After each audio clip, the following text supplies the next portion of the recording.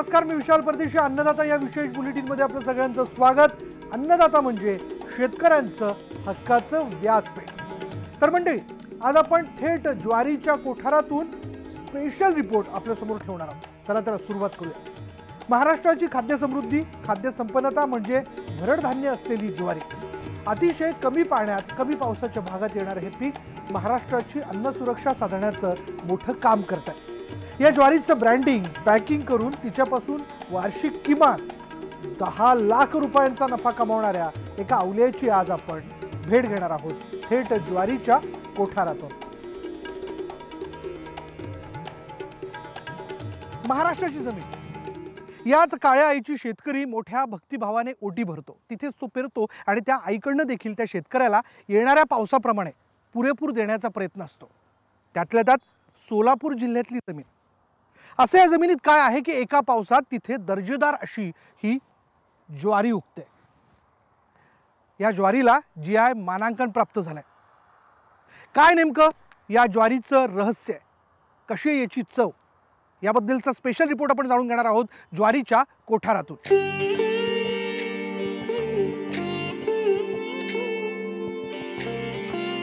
ज्वारी हे महाराष्ट्रातलं मोठ्या क्षेत्रावर पेरा होणारं गोरगरिबांचं अतिशय महत्त्वाचं पीक.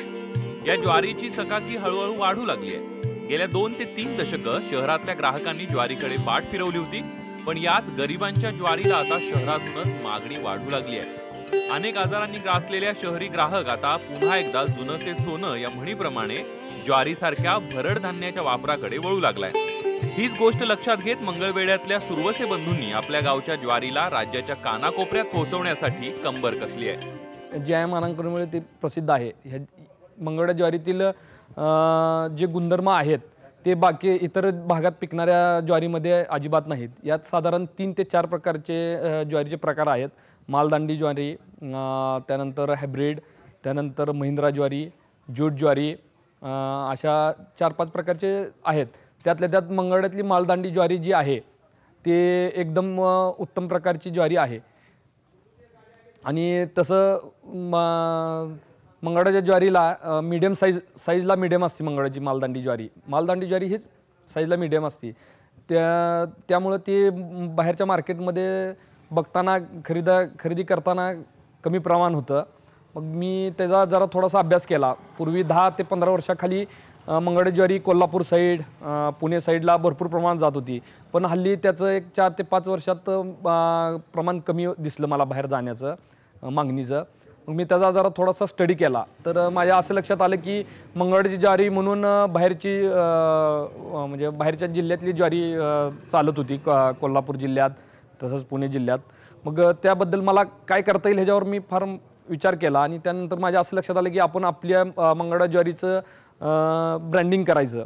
मग त्यानुसार मग ब्रँड नेम कुठला द्यायचा, तर आमच्या मंगळवेढ्याचं दामाजी पंत, संत दामाजी पंत हे प्रसिद्ध असल्यामुळं मी दामाजी ब्रँड म्हणून ज्वारीला ब्रँड तयार केला.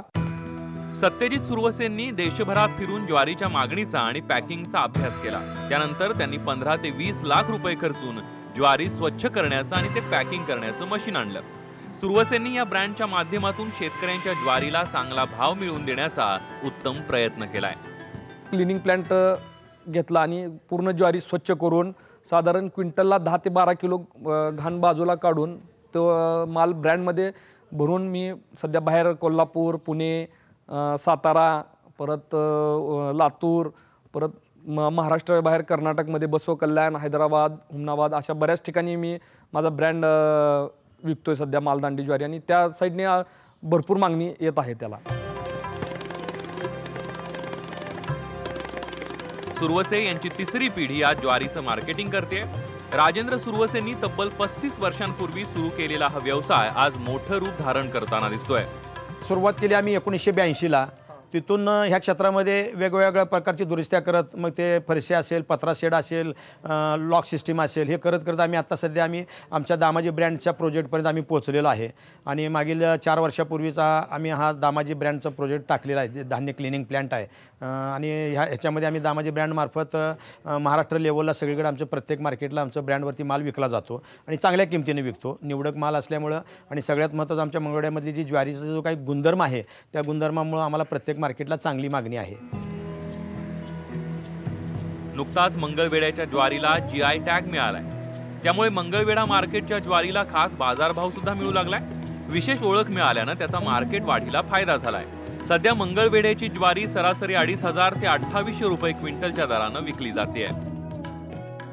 मंगळवेढा तालुक्यातली ज्वारी ही निसर्गाचं फार उत्तम देणं मानलं जाते. ती खूप दर्जेदार आहे, चविष्ट आहे, गोड आहे. त्याचबरोबर त्यामध्ये सोन्याचा अंश असल्याची भावना देखील इथल्या स्थानिकांची आहे. बरं, एवढं हे सुरेख जमिनीतनं जे उगवतं त्याचं ब्रँडिंग देखील होणं आवश्यक होतं आणि त्या दृष्टीने इथल्या व्यापाऱ्यांनी तो प्रयत्न देखील यशस्वीरित्या केला आहे. भरड धान्य असलेली ज्वारी आरोग्यासाठी अतिशय उपयुक्त आहे. ज्वारीच्या भाकरीचा आहारात नियमित वापर केल्यास आरोग्यासाठी सर्वाधिक फायदा असल्याचं सुरवसे यांचा अनुभव आहे. ज्वारी खाण्याच्या बाबतीत आता विषय असा होतो की आपण ज्यावेळेला शुगरचा विषय घेतो त्यावेळेला डॉक्टर लोक सांगितलं जातं की बाबा म्हणजे ज्वारीमध्ये साखर आहे, खाऊ नका, गहू वापरा वगैरे. पण ॲक्च्युली जर आपण त्याचा जर पूर्ण अभ्यास जर केला तर ज्वारी ही शुगरवाल्यांकरता कुठल्याही प्रकारची अडचणी ठरत नाही. मी तर त्या अशा लोकांना असं आवाहन करेन की तुम्हाला जरी शुगर असली तरी तुम्ही अवश्य ज्वारी खा. मला स्वतःला थोडी शुगर आहे परंतु मी रोज ती ज्वारीची भाकरी माझी संध्याकाळची ही 100% आहे. यंदा मात्र मंगळवेढ्याच्या या ज्वारीच्या कोठाराला दुष्काळानं ग्रासलंय. हजारो एकर शेती नापेर राहिली आहे. यामुळे यंदा बाजारात किमान 50 ते 60% ज्वारीची आवक घटणार असल्याचा प्राथमिक अंदाज वर्तवला जातोय. ह्या वर्षी तरी 90% आमचा मंगळाचा शिवार पूर्णपणे पेरलाच गेलेला नाही. साधारण आला तरी कुठंतरी पाण्यावरचा 10% येऊ शकतो, पण तो त्यांच्या घरी खाण्यापुरताच, पाहुण्यावरांना खाण्यापुरताच राहणार. पुढच्या वर्षी तरी बाहेर विकण्यासाठी आम्हाला ज्वारी काही मिळणार नाही. पुढचा आता इथून आता आम्हाला वर्ष दीड वर्ष एक वर्ष तर आम्हाला कुठली आवक होणार नाही. पुढचा पाऊस झाल्यानंतर सप्टेंबरमध्ये पाऊस झाल्यानंतर पेर झाल्यानंतर 2020ला आमच्याकडे मग ते नवीन धान्य मार्केटला आमच्या इथल्या शहरातलं येणार, आमच्या तालुक्यातलं जे काय असेल ते. आता सध्या आम्हाला काय बाहेरून आंध्रातून वगैरे ज्या काय इतर जे ज्वारी आहेत त्या आम्हाला येऊ लागतात. गहू असेल, ज्वारी असेल. गेल्या वर्षी मंगळवेढा बाजारातून अंदाजे 7 कोटी रुपयांच्या ज्वारीची खरेदी विक्री झाली होती. बाजार समितीला यंदा ही उलाढाल जेमतेम 2 कोटी रुपयांवर स्थिरावण्याची भीती वाटते. आज या ठिकाणी गेल्या वर्षी जवळजवळ 31,000 क्विंटल ज्वारीची मंगळवेढ्याच्या या मार्केट कमिटीच्या आवारामध्ये आवक झाली होती.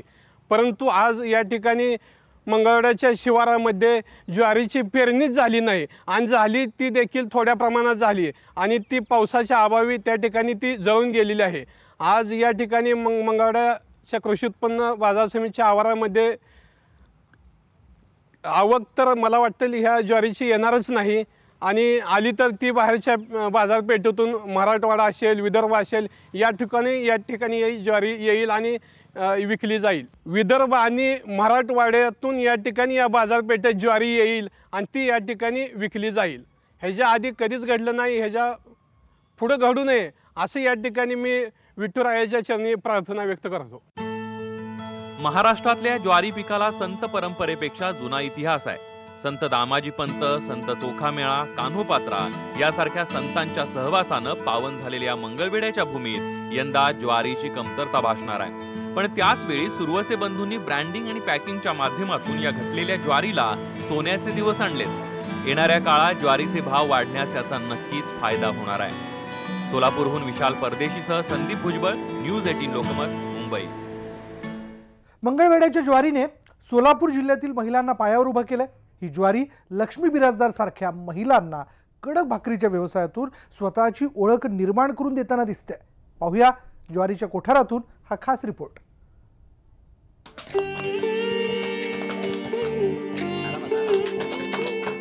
सोलापूर जवळच्या वंगाननगरच्या लक्ष्मी बिराजदारांनी आपल्या घराशेजारच्या किमान 15 ते 20 महिलांना बारमाही रोजगार दिलाय.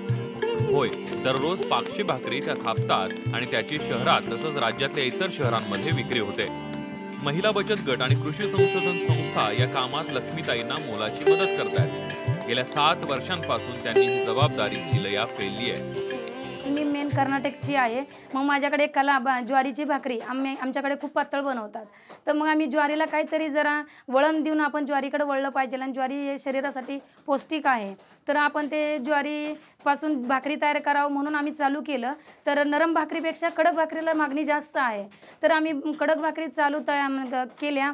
2 महिन्याचं स्टार्ट आम्ही चालू केलं. तर 2 महिला भाकरी 50 केल्या आणि मार्केटिंगसाठी स्वतः आम्ही मार्केटिंगला गेलो. लक्ष्मीताई आज दररोज 500 भाकरी बनवून त्या विकतात. सोलापूरची कडक भाकरी म्हणून ही भाकरी प्रसिद्ध आहे. भाकरी पाठोपाठ त्या ज्वारीची बिस्किटं, केक, रवा आणि इडलीचं पीठ देखील बनवतात. ज्वारी संशोधन केंद्राच्या गृहविज्ञान विभागानं त्यांना याचं प्रशिक्षण दिलंय.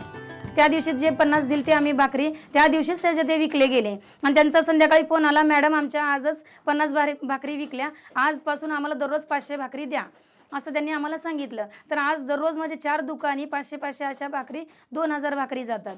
आणि त्याच्यापासून आम्हाला ज्वारी ही मुलांना आमच्या घरात खात नव्हते पहिले. ज्वारीची भाकरी म्हणलं तर हे नको, ते मला आवडत नाही म्हणत होते. पण आज गव्हापेक्षा आम्ही जास्त ज्वारीवर भर देत आहे. आणि ज्वारीपासून मला KVK कृषी विज्ञान केंद्र बार्शी रोड कारंब्याजवळ तिथे तांबडे सर आणि शेळके मॅडमनी मला खूप पाठिंबा साथ दिला. त्यांनी मला ज्वारीपासून ज्वारीचा केक, ज्वारीचे बिस्किट, ज्वारीचा रवा, बारीक शेव, काठी शेव असे ते कमीत कमी 11 आयटम त्यांनी मला स्वतः शिकवलेले आहेत.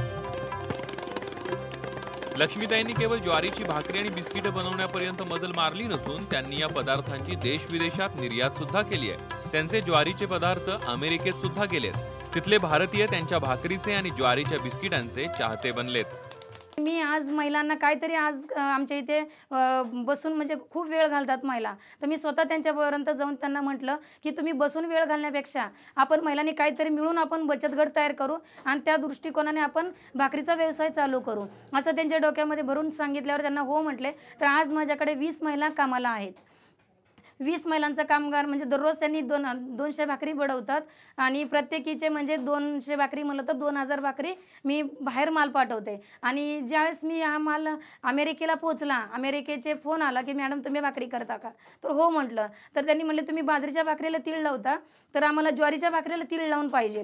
तर ठीक आहे सर म्हटलं आम्ही देऊ म्हटलं. तर त्यांना बाजरीच्या भाकरीला पण लावून दिले आणि ज्वारीच्या भाकरीला पण तीळ लावून 500 भाकरी आणि 500 किलो चटणी, शेंगा चटणी, बाजरीच्या भाकरी, ज्वारीचे बिस्किट असे सर्व प्रकारचे आम्ही पॅकिंग करून आम्ही त्यांना अमेरिकेला पाठवले.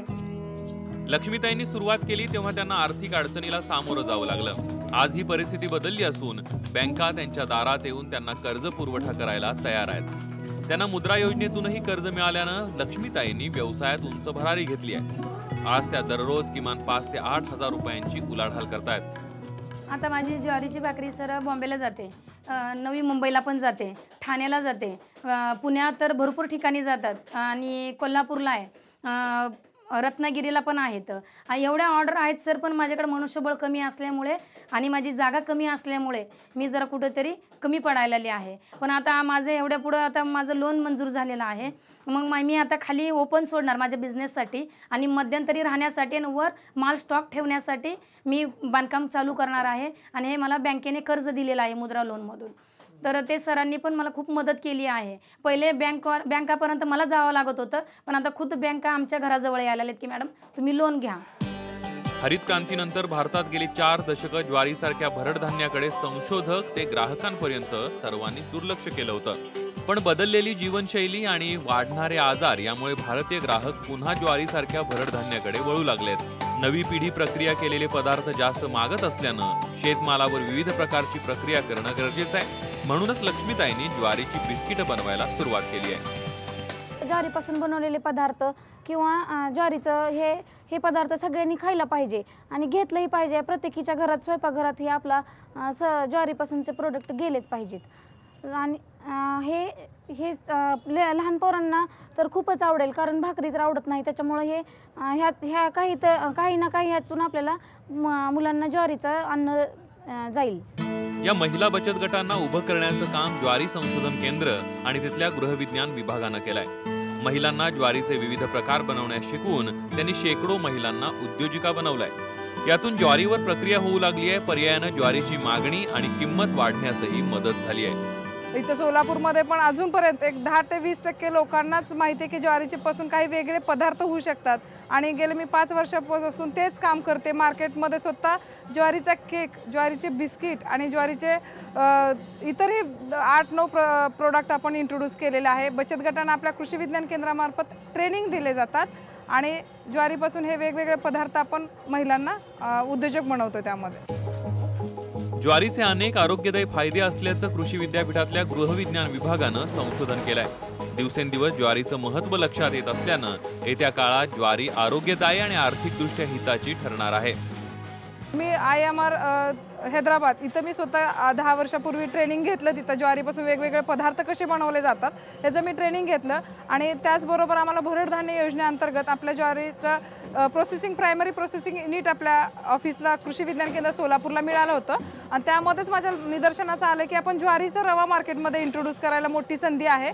कारण ज्वारीची भाकरी जनरली महिलांना सिटीतल्या तर महिलांना बनवायला येत नाही आणि मुलं खात नाहीत, तर त्याला अल्टरनेटिव्ह पर्याय म्हणून ज्वारीचा रवा अतिशय चांगला आहे सर।